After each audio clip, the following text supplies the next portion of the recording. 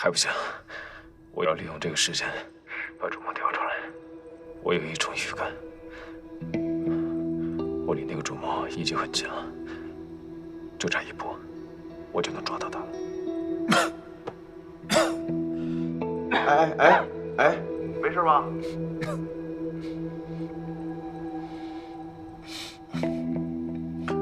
胖子，我还需要你帮我一个忙。我大概知道我中的什么毒，你帮我去找。没事吧？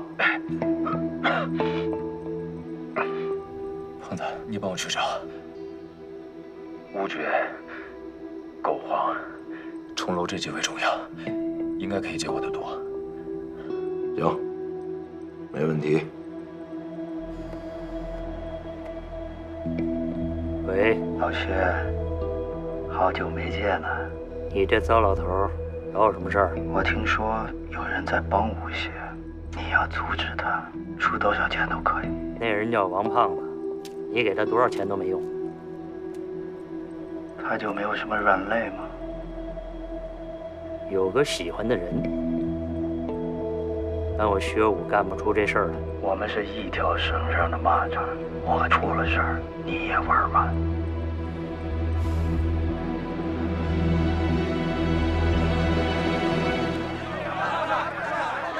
薛老板，我清理好了物件，您长长眼。你就是那个最近新起的只卖单件货的古董商，说说吧。我家里原来也是做这个的，我这清理手艺从不外传。我对这不感兴趣，说说你这批货哪儿来的？市面上的货没有我不知道的，唯独你这批货，我压根儿就没见过。你背后有人？我可以答应继续给你供货，但是要约法三章。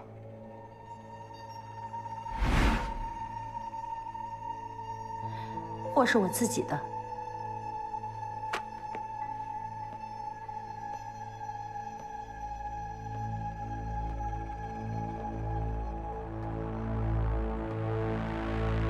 手艺好，人不好，不诚实。我是来干活赚钱的，你要是不想用我，我就不打扰了。等一下，我可以让你赚得更多。拿开！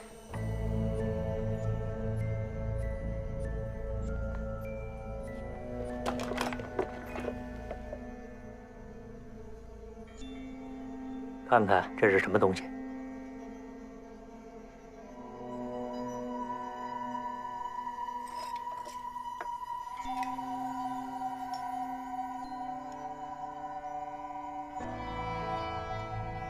这怎么就碎了？乾隆年间的真货，这些东西很值钱，我免费给你去卖。但你得答应我一个条件，把你背后供货的人说出来。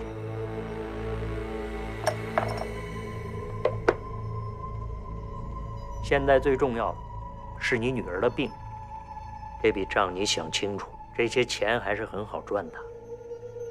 我给你时间考虑一下，我去溜溜场子，你好好想。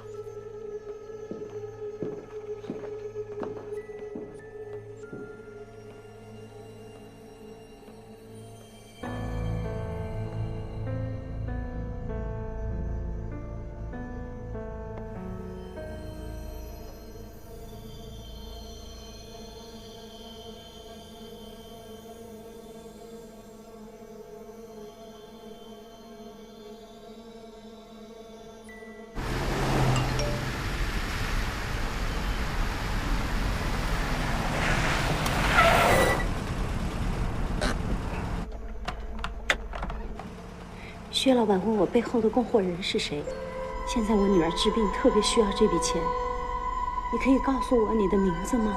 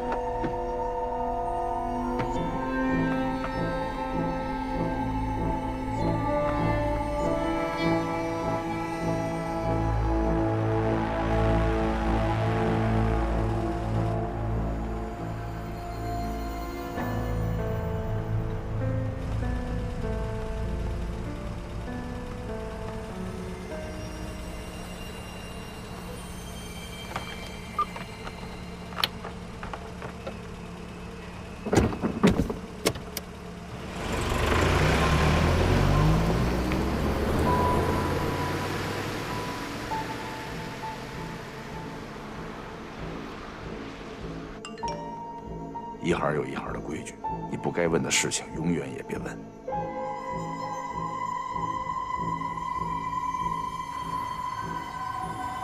怎么样？考虑的怎么样了？哎，等一下，等一下，我背后是有人。老板，有人找他，说是什么约好见面的。送上门了，让他进来。进去吧。妈妈，小梅，妈，我带了个东西，就是从我们地下室拿的。咬死是自己做的，带他去地下室。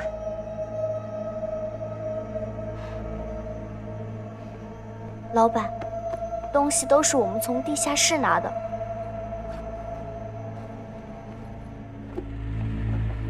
我们不瞒着了，那个地下室早晚都会被人发现的。什么地下室？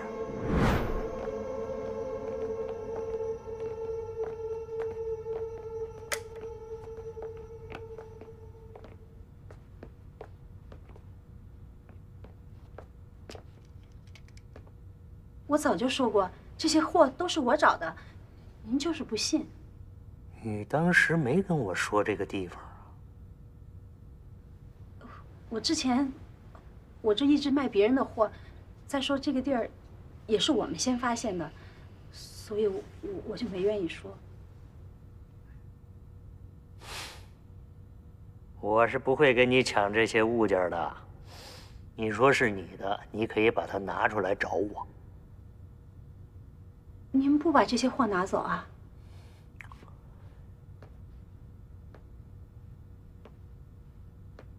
我不是打劫的，你说这些东西是你的，你是要负责任的。凭着这几个物件，把生意做到我头上了，确实有胆识啊！你家传的行李手艺也不错，我挺欣赏你的。琢磨琢磨，要不要跟我一起做点小生意？这年头做生意，小心驶得万年船，这话你将来就会懂。好了，你琢磨琢磨，要不要过来？机会不是随时都有啊。如果想明白了，给我打电话。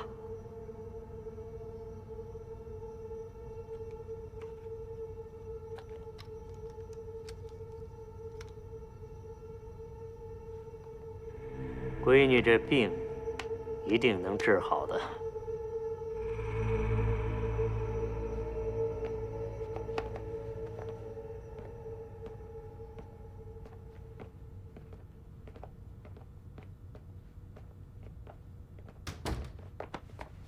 小梅，没事了啊，没事了。告诉我，你怎么找到妈妈的啊？是谁叫你过来的？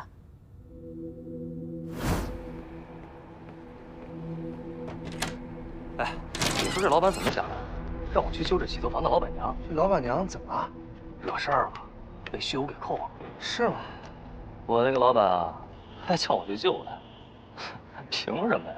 费劲费力的。哎呀，我那老板呀，有好货从不给我，一出事儿招呼我，我万一搭上性命怎么办啊？我可不去，让他听天由命吧。哎，看，你看这个，看见没有？这就是老板给我发的。啊！你赶紧去灵溪路265号地下室，我已经让人把那儿弄成了藏宝室。5点半之前，你随便拿样东西去200大找薛武救飘飘，切记让飘飘咬死。藏宝室是他自己发现的。于是我按照短信里的提示，找到了这个地下室，拿了一个瓶子，然后就去交易市场找您了。大概要怎么说，都是按照那个人的指示做的。这到底是怎么回事啊？啊，这样啊，妈妈就是做点小买卖。什么小买卖？难道做些小买卖有这么危险吗？妈，你做这些，是不是为了给我凑钱治病？小孩子，别瞎想啊，别瞎操心。我能不操心吗？今天也都差点出事儿了。妈，你要是再瞒着我，这病我就不治了，医院我也不去了。好，听话啊，先回家，回家妈妈慢慢跟你说，好吗？啊，事情已经解决了，谢谢你，很感激你给我提供的一切帮助。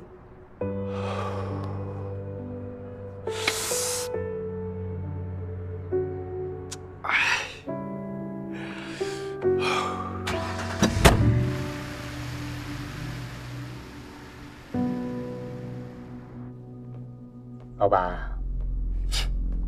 你这就信了？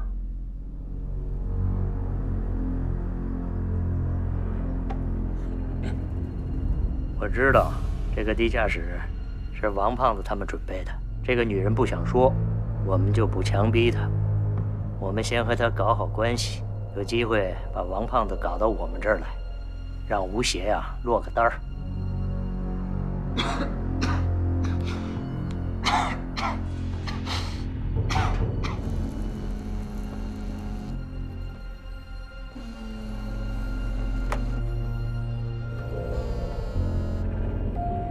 喂，胖子。哎，天真，你听我说啊，你让我找那药，我找着了。莫商在外地呢，我现在就去一趟。你怎么样啊？我现在感觉还行，还能撑得住。我想到一个办法，可以把主谋给骗出来。你可别乱来啊！主谋是那么容易被骗的吗？我会在尸体舱放很多粉末，会导致皮肤瘙痒，不过对人身体无害，过一段时间自己就好了。但是我会让他们以为自己中毒了。你上哪儿搞你说的这东西去啊？材料很简单，我可以搞定。没有我骗人小王子，主谋没被你勾兑出来怎么办？胖子，我不能再拖下去了。如果再拖下去，先死的那个人一定会是我。胖子，你相信我，他一定会来找我的。你，哎，喂，天真。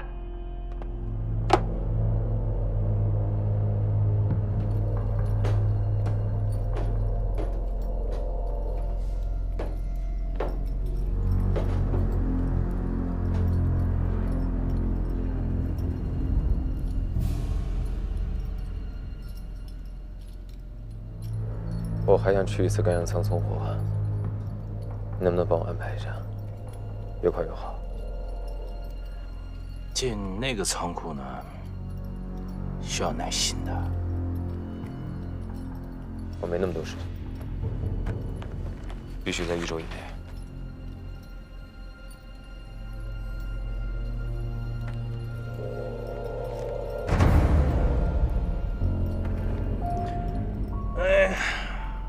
钱呢上交了，该剩点伙食，我帮你们，是受人之托，最近别死啊！嗯。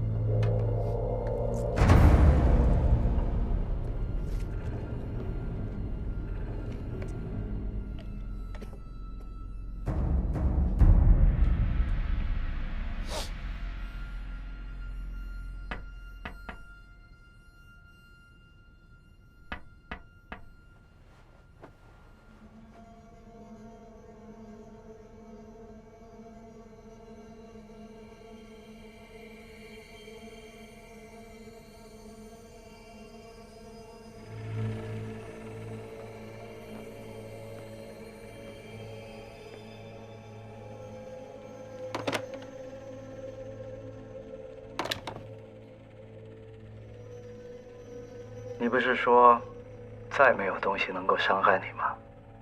现在感觉怎么样啊？说重点。我是下来开会讨论如何应对赣洋仓污染的，看到出事名单上有你的名字，顺便来看看。那你们想出什么解决方案了吗？赣洋仓一受到感染，医务室就去查找污染源了，正和医院一起寻找治疗方案呢。这个污染应该不严重，你们也不会得什么大病。不过最坏的结果就是观察期超过1个月，你们属于工伤，但不适合继续在岗位上，我们会给你们补偿。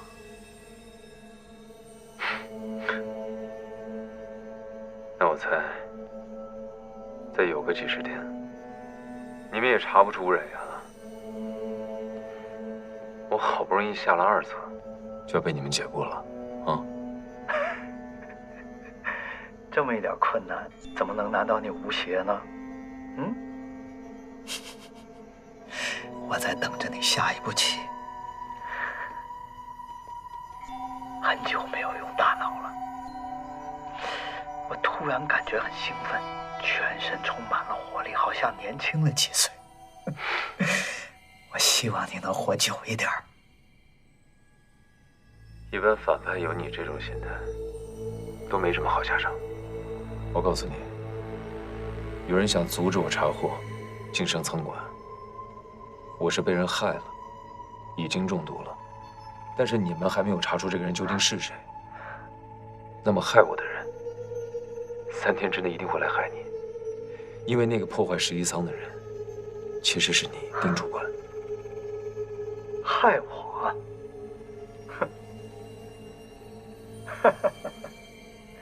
有意思。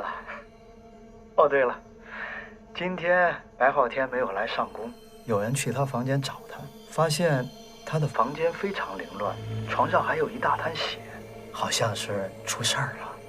这件事情反映上来，我们都很重视，可是怎么也找不到他，我们也报了警。当然，你也可以继续向警方提供线索，但是信号基站坏了，手机打不出去，你又在这儿，恐怕要过段时间了。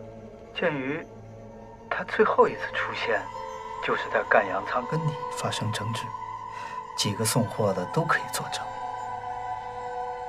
因此，我调查了你的房间。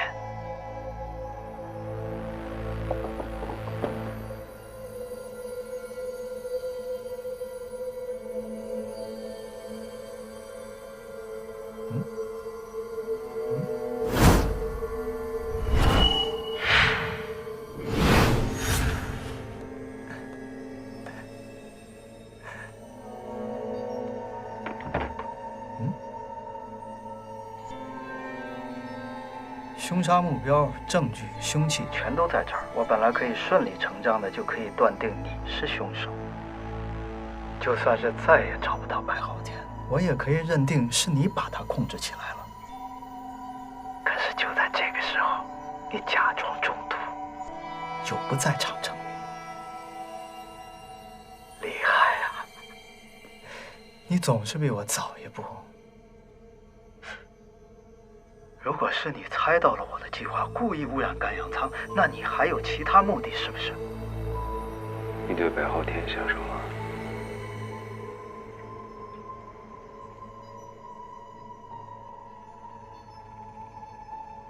你刚才问问题的情绪比平常多了一些波动，字与字之间比平常快了一点，你肯定很关心他，是不是？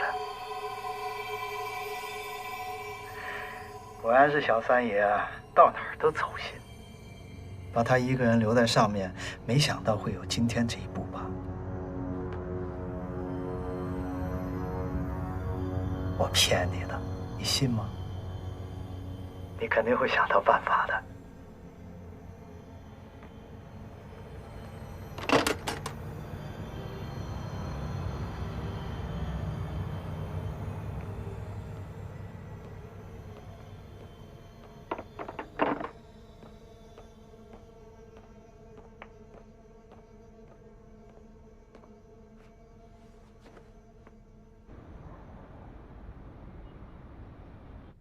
快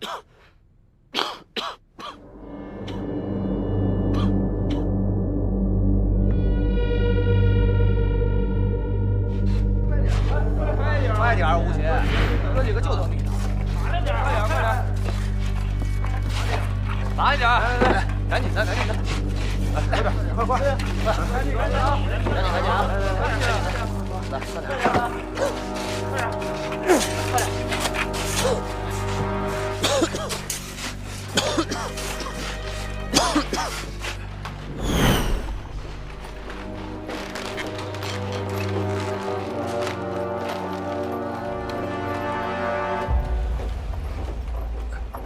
都安排好了，一起吃饭，往东走。往东。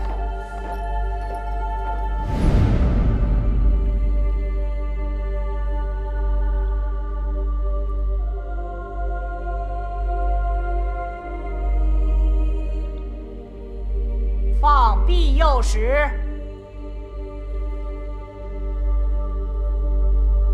起货。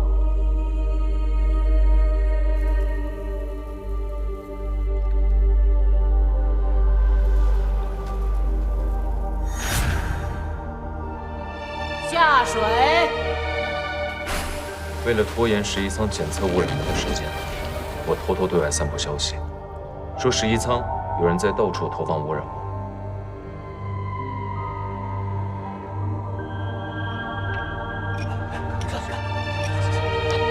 又有人发现污染物了。什么？赶紧通知上面，这件事情已经越来越严重，难以处理了。是。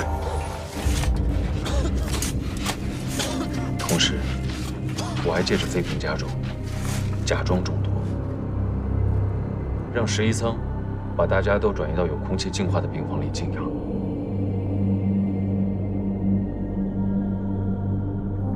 我想尽一切办法来拖延他们检查病情的时间。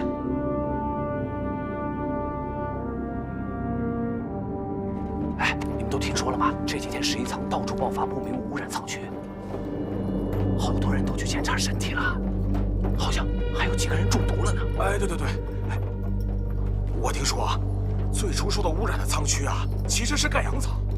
哎呀，你说怎么能出了这档子意外呀？这真是。你说这是个意外吗？我倒是听说，是有人故意往盖阳舱投的毒。欧阳，没事吧？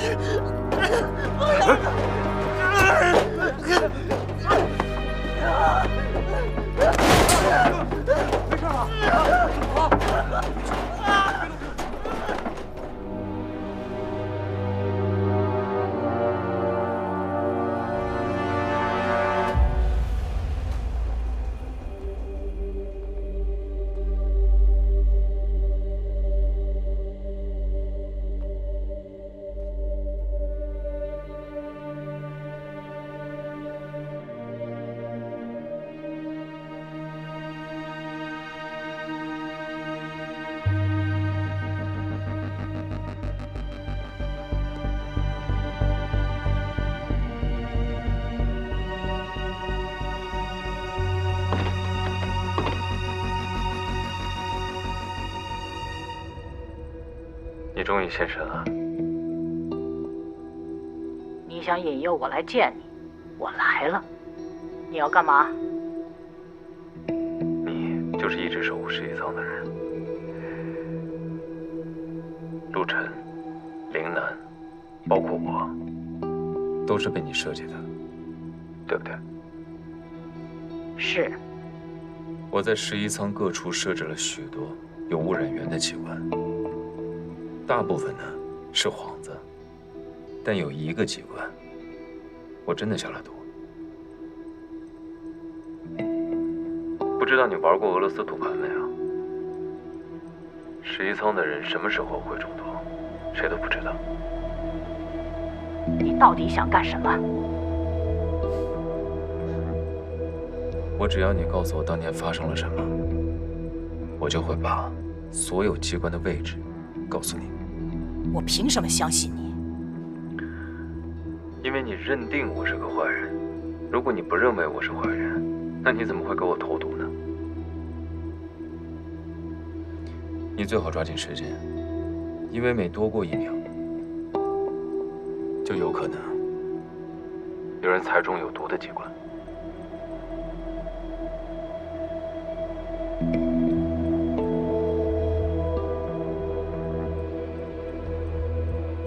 30年前，我还在11仓的监控室工作。你看一下，这是昨天监控记录。那时，我负责监察仓区的出入库管理。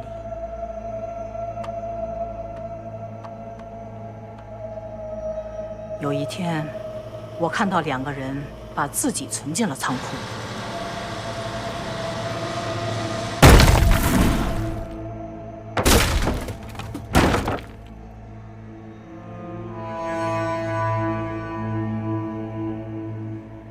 在11仓，活人入库本就是个罕见的事，尤其还是把自己存入死档区。死档区其实是一个因为地质沉降而出现的洞穴。当时我们管理不完善，把很多有害货物都丢了进去，比如说长期无人认领的各种原料，有很多想要避世的人也躲了进去，一辈子不想出来。不在我们11仓买下的区块范围内，属于野生洞穴。我们工作人员是不会进入这个区域的，因为这个洞是个天然洞穴。但我们是不允许别人随意进入死档区的，因为里面有很多丢弃的货物，既危险，又有巨额财富。在死档区里找食物是比较辛苦的。这2个人进入之后，也不去找食物，反而一直在熬。我心软，于是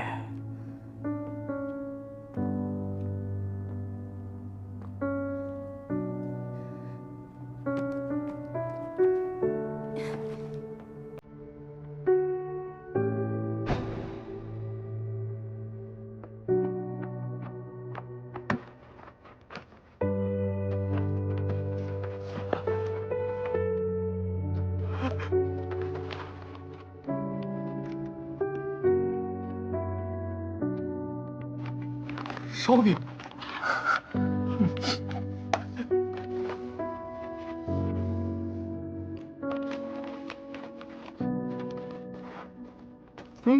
中午。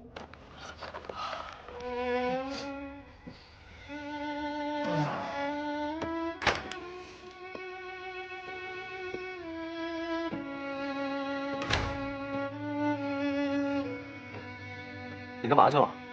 我上厕所。好。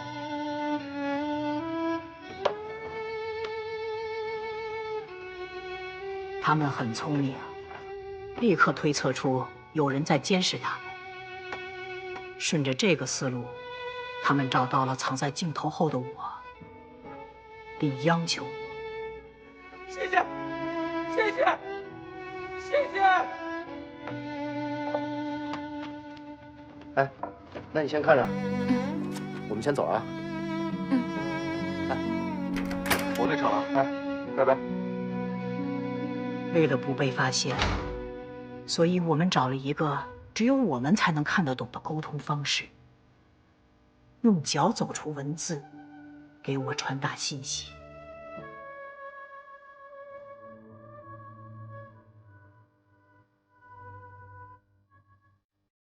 我渐渐了解到，他们一个叫吴三喜，一个叫田有金，都有难言之隐，所以把自己存进了死档区。慢慢的，我和他们越来越熟悉。11仓的生活单调乏味，很难交到朋友，但它又充满奇迹。因为我从来没想到过自己会和货物产生感情，甚至开始恋爱。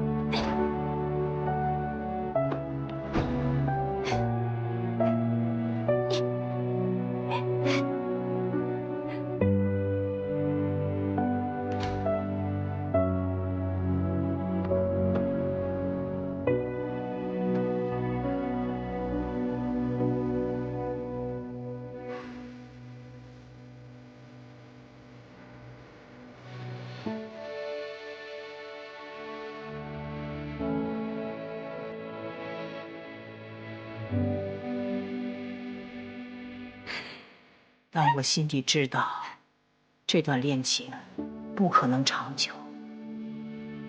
他们经常不见踪影，做了什么也不和我说，并且开始拜托我帮他们在11舱里找东西。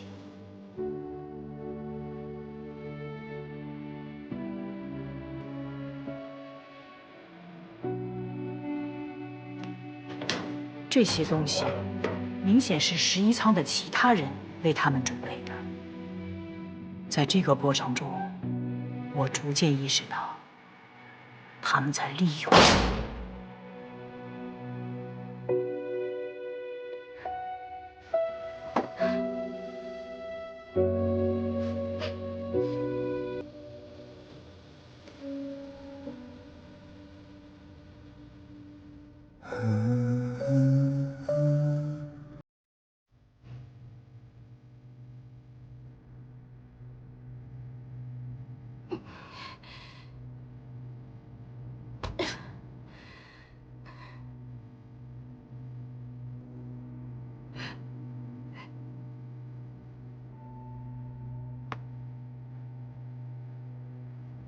我找到了一些信，内容竟是11舱上面的人和死当区准备联合行动。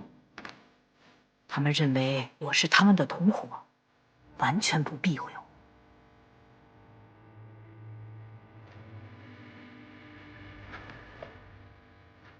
我。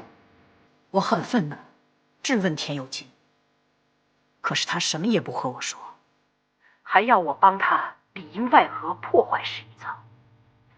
这个时候，我意识到，我不是他们拉拢的第一个人，还有其他的人已经同意背叛11舱了。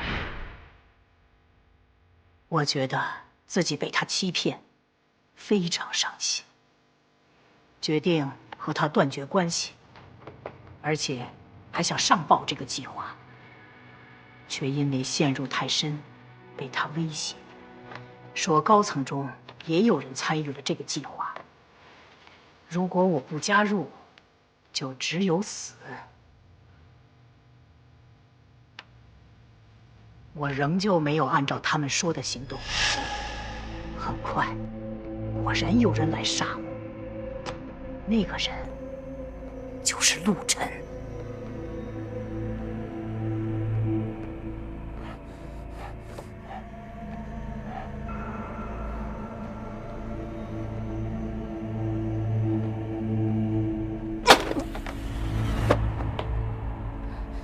我打伤了他，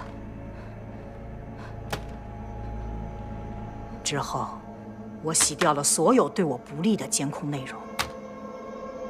因为你，陆晨隐疾发作，然后精神错乱，这是你始料未及的，所以你不敢报警，因为你害怕被追责，对吗？是。所以我想自己查。我去寻找执行侵占11舱货物的其他人，我要阻止他们。可是突然有一天，吴三省竟然不见了。没多久，田有金也不见了。他们居然能够避过监控离开死党区。至此，我以为事情平息了。但是你，吴三省的侄子，你的到来暴露了陆晨的事情。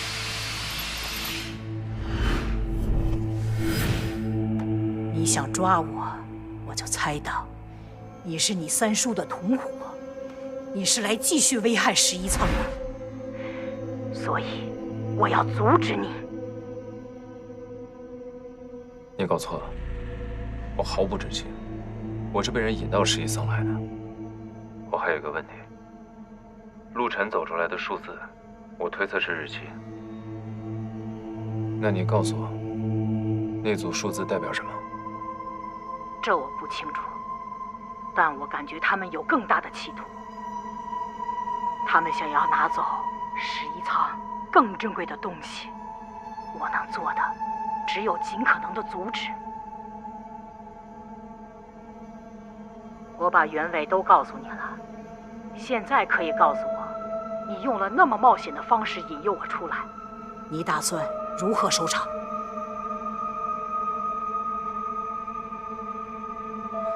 至少你先告诉我，其他的机关位置在哪里？我不能让11仓处在危险当中啊！我看过三叔的2段视频，都是在11仓录的，是关于雷声和牙柜的几个货物。这些视频，你知不知道是谁发给我的？不知道。你守护11仓这么多年，没有同伴吗？我都是一个人做的，但监控录像是没有声音的。如果是有声音的录像，很可能是吴三省在死档区里面私录的。记得当年我曾经送下去过录像设备。我三叔是不是在死档区里面发现了什么？然后需要用录像设备去记录它。你真的什么都不知道吗？死档区在哪儿？入口就在第2层，这不是什么秘密。但是你下不去，下去了就很难上来。我还有最后一个问题：你和白昊天之间有什么关系？没有关系。好了，我所有知道的都说了，你把剩下的机关位置在哪里？告诉我吧。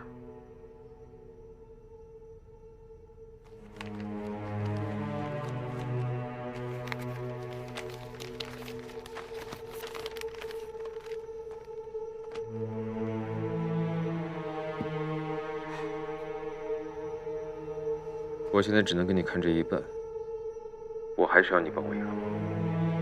什么事情？想办法让丁主管以为自己也被盯上，让他觉得有人要害他，和你想杀我一样。我没想要杀你，那个毒不致命。那你把那个毒也倒在他的脖子上，其他的我会让他相信的。我为什么要帮你？你可以不帮我，但你只要让他误以为自己处于危险当中，你就可以拯救所有11层的人。难道这不是一个好的交易吗？